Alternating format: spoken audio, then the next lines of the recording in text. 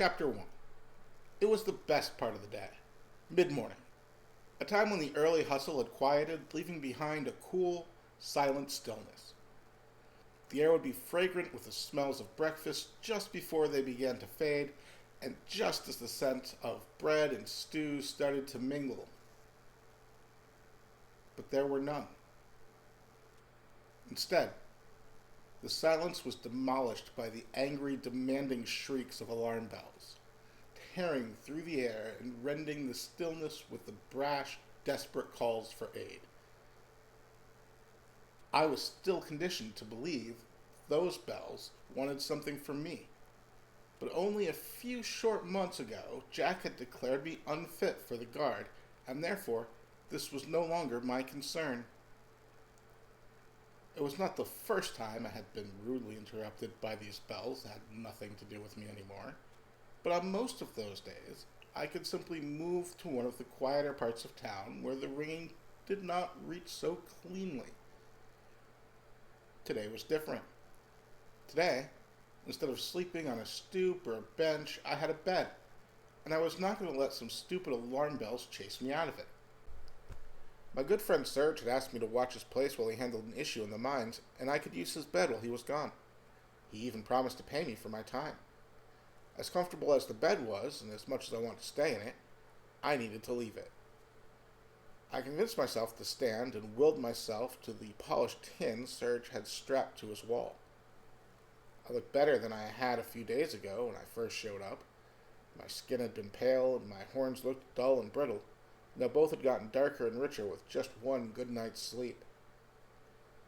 My green eyes looked red. Neat. Mentally, I took stock of my condition. I was mostly out of mist. I had used the last of my fungus last night. Most worrisome, it had been days since I had a bump of dust, and I would get the shakes before long. None of that was free. If I wanted to deal with any of it, I needed coin. I'd made Serge a promise, but he would have to understand. The mine was only a couple of hours away, and even without hurrying, he should have been back by now. As it had been so long, I decided what my time was worth. Serge owed me 1 silver.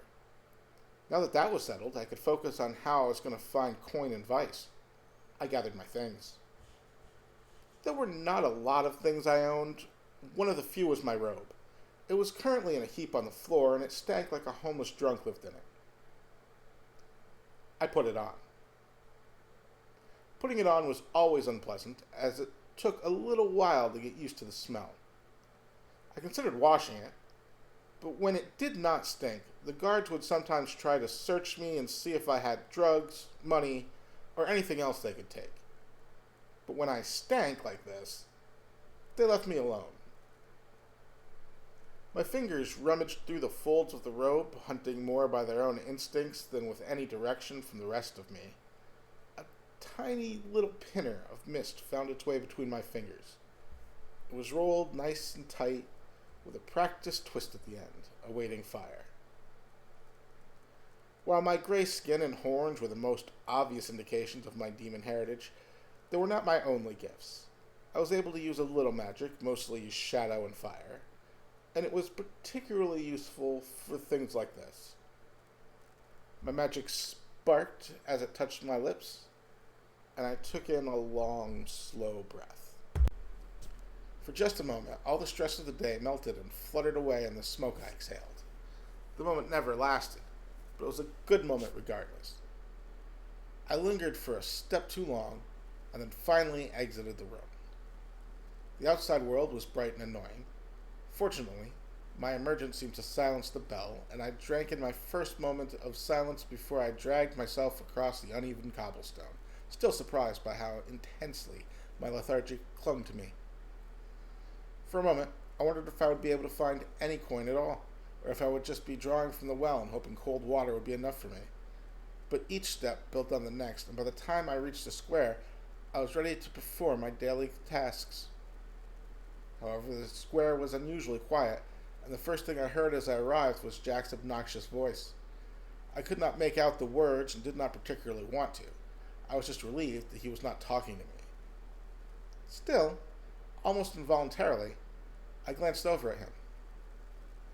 He was flanked by his usual lackeys, Reggie and Portis, neither of whom ever strayed too far from Jack. The trio was surveying what looked like an assembled mob of mostly housewives and children and elderly people, all wielding rather poorly crafted spears. On an unrelated note, at that exact moment, I remembered that assembling spears for the militia was one way I could make some coin from time to time. It was easy work that paid a few copper, and a task I could even perform, drunk or high. I took another, more practiced look, and those spears looked adequate. Whoever put them together had done a fine job. They were simply not parade quality, which they were not meant to be. Jack would look like an idiot if he was doing drills with them, and someone needed to point that out to him. Even though I reached so badly I could almost see the stench drip off my robe, I approached Jack unnoticed. He seemed so wrapped up in his speech that he was oblivious to everything else. As I lightly tapped his shoulder, he twisted away from my non-existent grip using a practiced move from years of training. He pulled his polished long sword out of its sheath, though he held it less like he intended to strike and more like he wished to hide behind it. "Sarking rat, you ain't dead," he croaked out. His eyes were bloodshot, with heavy bags under them. His hair was greasier than normal, and his breath stank like he had been downing bitter tea for hours. But it was Jack. Jack was not particularly kind on his best day. Today was not his best day. "Was I supposed to be?" I asked, surprised by how confused and disinterested I sounded. While my body involuntarily stiffened, expecting to be struck, Jack relaxed and replaced his sword at his belt. "Why did it take you so long to get here? Why didn't you join up with the rest of the militia to go to the mine? I thought you finally overdosed or pissed off the wrong person and were in some shallow grave somewhere." He glanced disapprovingly at the pinner I was still smoking. I had forgotten that it was there, and reached up to take it out of my mouth. I failed. Instead, I took a deep drag, leaving a slightly shorter pinner still hanging off my lip. "I'm not in the militia," I explained. "You kicked me out." Jack let out a resigned sigh. "We've been over this. You're still in the militia. Everyone is still in the militia. You're not in the guard." "Great. What's the militia pay? You haven't given me my wages since you kicked me out." "The militia doesn't pay, it just..." He cut himself short and glanced back at the people assembled. I followed his gaze. The people he had gathered did not look like a militia. Other than his merry band of bootlickers, no one had armor, and the spears they were holding were in rough shape. A militia was supposed to have some kind of uniform armor and look intimidating. This looked like a bunch of scared women and children. My stomach growled, and my attention was taken by the market stalls. The normally bustling food stalls were empty. Nothing was being sold. Nothing was cooking. Normally, even on my worst days, I could take some of the weight off my mind by basking in the smell of things roasting and imagining better times ahead. But there was just nothing now. No vendors, no food, no smells, nothing. There was nothing I craved so much as one of Mary Beth's meat pies right now. I knew they were rat and squirrel, but they were cheap and pretty tasty. Something about them being unavailable made them even more appealing than usual. I looked around uneasily.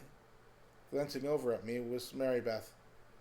She looked like a terrified, middle-aged woman. She was softly trembling with a spear tightly gripped in her hand.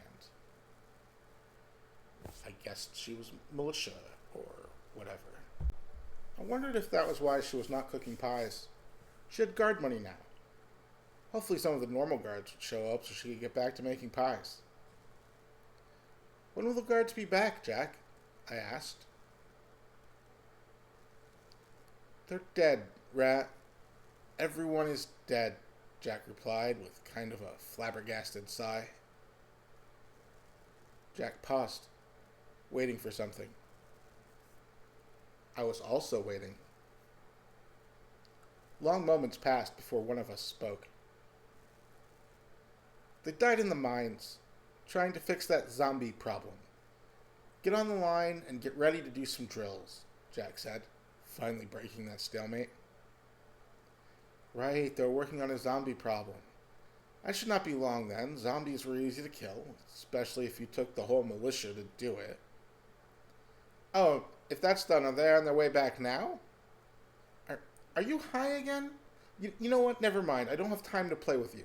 Go do whatever you want, but stop wasting our time. Jack looked annoyed with me again. He turned his back and walked to the group. I was not high, though I very much wanted to be. I did not need Jack. I needed coin, dust, and answers. And I knew where to get them.